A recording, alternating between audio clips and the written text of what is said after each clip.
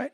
So even when I say, when I talk about the attack on the voting system, the reason they're attacking the voting system is they fundamentally don't believe that every Indian is equal.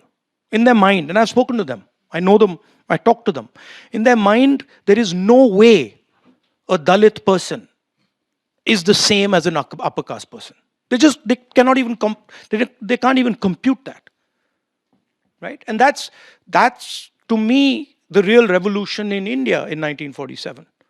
That we said that actually every language, every religion, every idea in India is equal.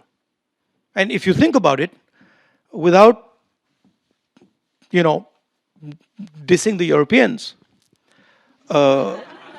no, seriously, sometimes they come to me, and so they're struggling to build an economic union, okay?